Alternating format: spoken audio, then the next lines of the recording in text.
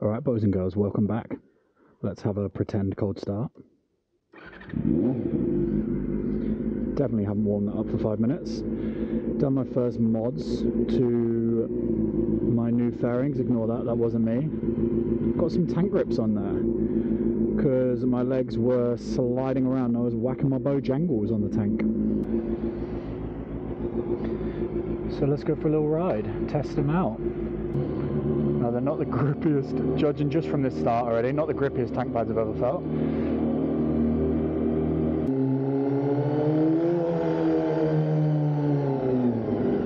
Let's ride to Palm Beach, where, fun fact,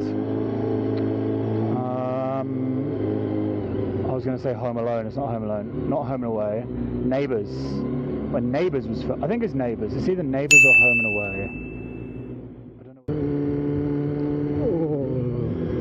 Car crash. Oh my god.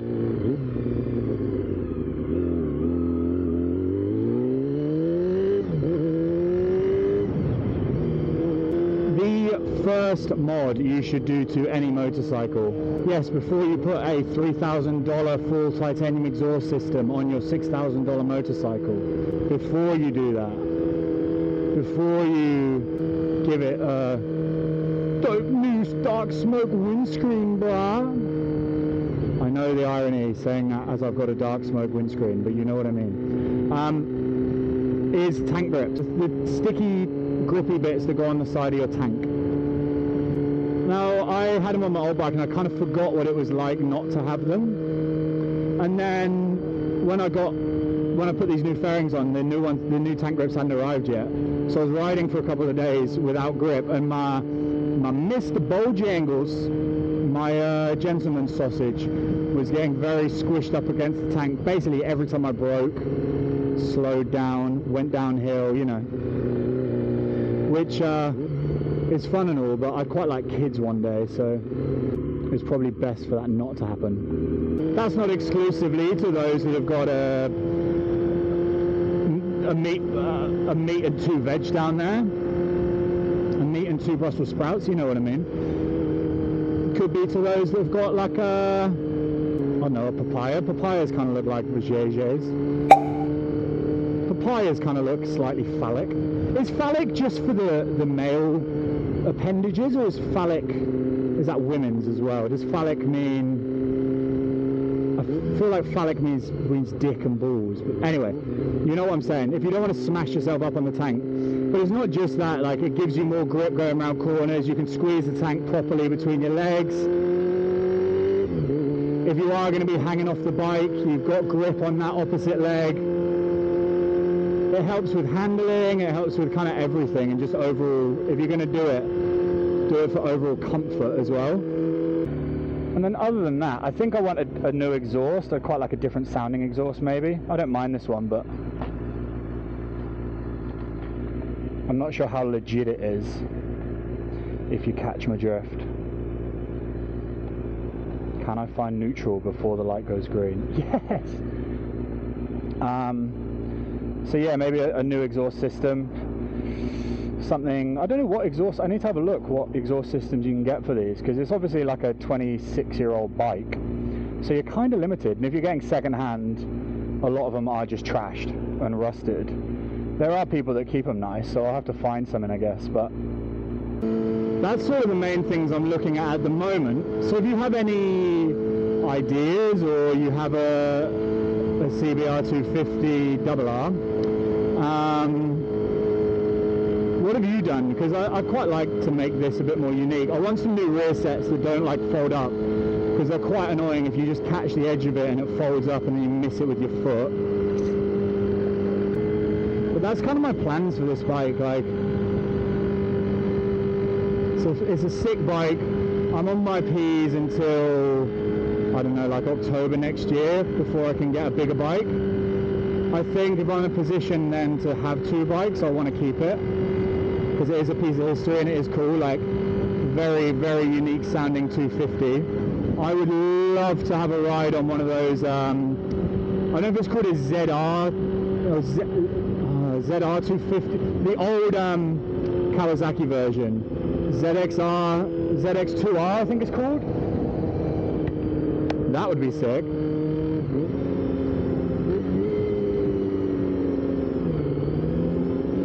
And I would love to have a go on one of the modern ZX25R or the ZX4RR. I just think they're so cool. Like, companies doing something unique in a space at the moment with motorcycles where everything is very similar. And I know a lot of it is that emissions, and they've got to focus on, I'm not even going to pretend to understand it, but there's a focus on, like, they've got to pass these emission standards. I think a lot of it maybe comes from European standards. I don't know what it's like in America, but like Australia seems to carry similar to the European ones, and you get everything late over here, which is always nice. Like the ZX4RR was out in the US maybe like a year ago, maybe. I feel like it was pretty much bang on a year ago. And Australia just is the last to get everything, including tours from musicians. Actually, I think New Zealand's probably the last. Like, fuck man, if you're a musician, tour Australia. There's so many people, yes, it's a long way, but there's so many people here that are deprived of seeing stuff the rest of the world sees all the time, such as an American band who only tours America and England. But they'd sell out so many venues here, because they're not big venues, but you can charge a premium. Anyway, what do I know? I'm not a band manager. But what was I talking about? I was talking about, unique bikes. And then, yeah, looking at like the modern 600 classes, which for most people is after you've got off your P's, kind of the first thing you'd look at. None of them are really that exciting to me, which is a shame. Like, obviously the ZX6Rs are cool, the old R6s are the coolest ones, but people are charging stupid money for them, because I guess it's the last of, like, I don't know, that old generation of bikes where manufacturers actually focused on making bikes like fun and didn't have to worry about passing some stupid emissions. But like, it's so funny that these bikes have to come out of the factory doing, like, hitting these certain numbers, and like the ZX4RR is a prime example. I've seen it in the US where they release the bike deliberately detuned, because everything's done on a computer these days with the bikes. I sound so old right now. I swear, I'm only 25 years old, but kids these days. And everything's done on a computer, so they just detune the bike, full well knowing that everyone that buys that bike is going to go and get it mapped, and they like release the map that you do for it and everything. They go and get it tuned, and it puts out another, I don't know what the numbers are, but it's a crazy amount of difference in horsepower for a 400. And it's like, why don't we just skip that shithousery in the middle and just say fuck the environment? Now, I understand why there's the rules, it just sucks. So we've got ourselves a drag race, boys and girls. Are there any cops?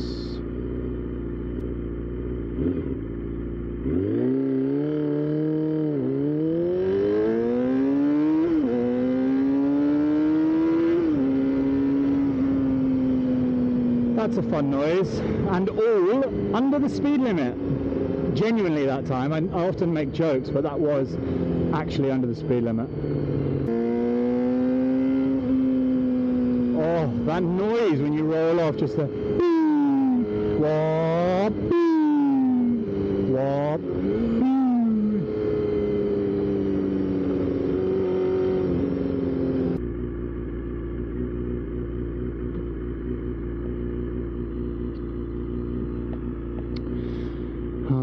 feel foolish. That relatable moment when you think your light's about to change, so you click it into first gear, you get your hands ready to go, you've got your foot on the rear brake ready to move, and then the lights don't change. But then you're like, oh, my bike's kind of hard to get back into neutral, so I won't bother. And then you end up sitting there for another 5 minutes, and then you get cramp in your left hand because you've been holding in your clutch for so long.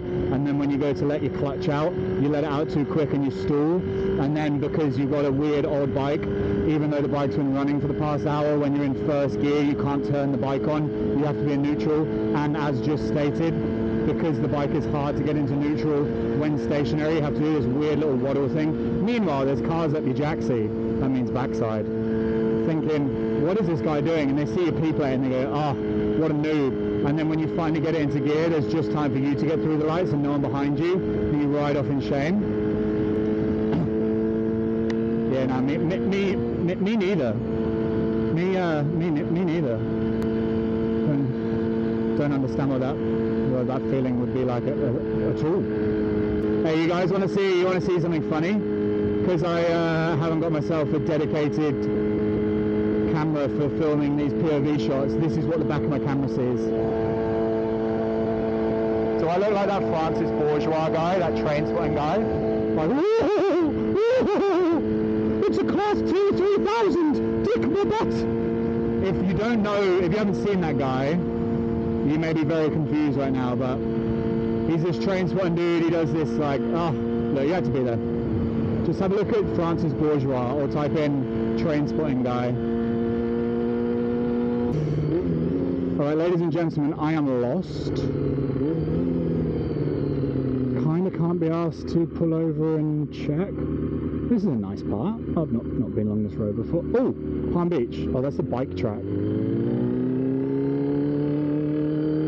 mean, I'm a bike.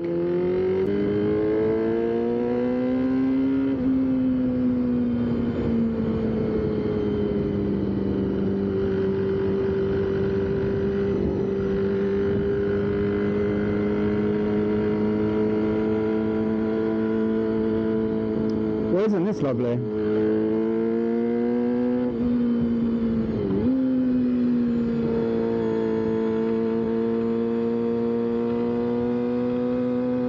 Ooh, that's wet. That's what she said.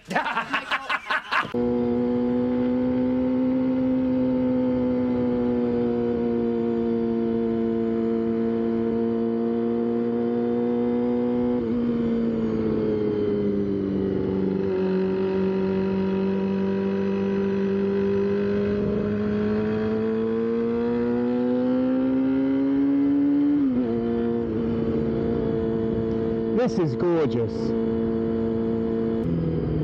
Less gorgeous, all of a sudden.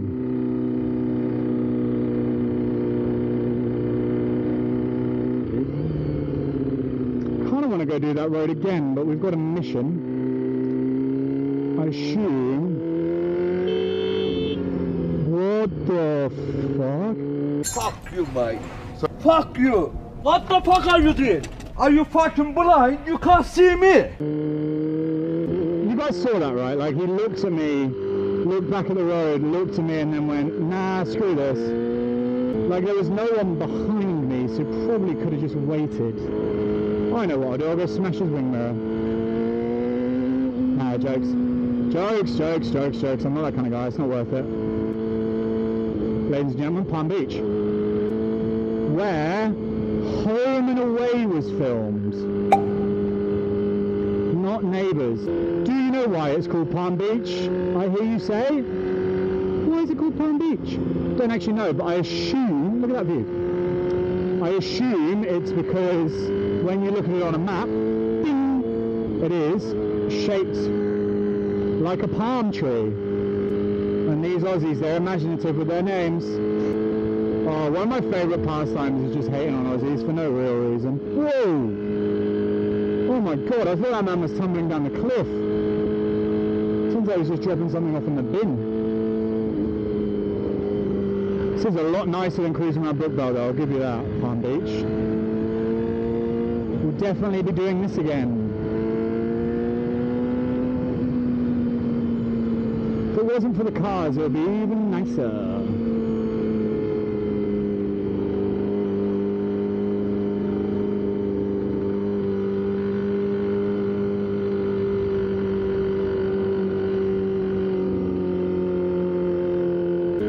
is fun around here.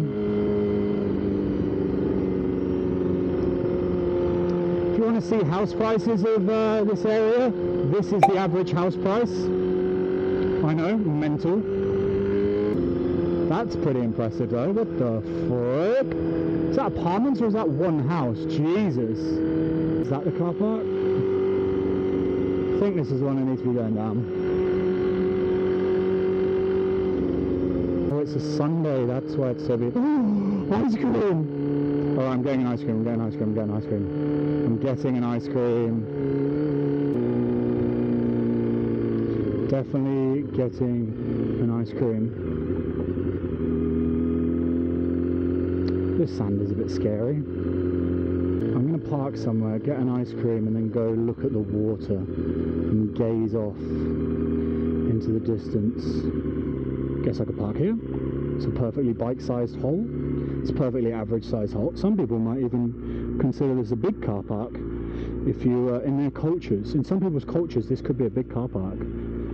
It might be small to some, like to certain people it might be a small car park, but I mean to others this is even large. If it's not large, it's at least like 3, 4, 5, 6 feet. It's at least average.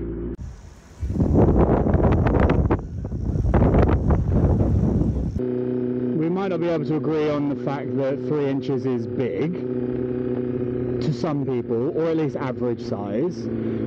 But what we can agree on is the fact that $7.50 for a single scoop cone and a flake is daylight robbery. Oh, what's up there? I'm gonna go this way.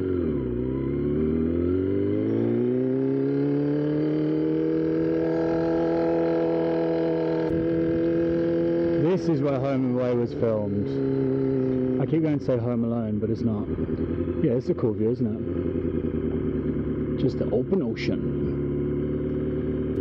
A man, his bike, the open ocean, and an overpriced ice cream. Delicious though, and damn right I bought it, but $7.50? Really? Old mate must be making an absolute killing. Yeah, so down there is a lot of the Home and Away scenes are filmed. If you're coming to Sydney, there's actually a tour bus you can get from Sydney to come and see this. This is what they'll show you, and they'll tell you some facts about the show. If that sort of thing interests you, just get on the B line from the city, comes all the way here, and then you can get on the 199 to go the final little bit.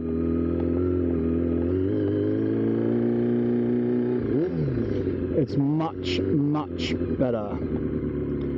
And you pay nothing. Well, if you do it on a weekend, you pay like $3. I don't see no... I kind of want to go left, but I don't know what's round there.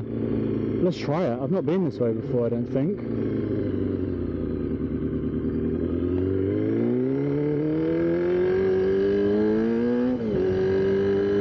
Ooh, new location unlocked. This is pretty cool.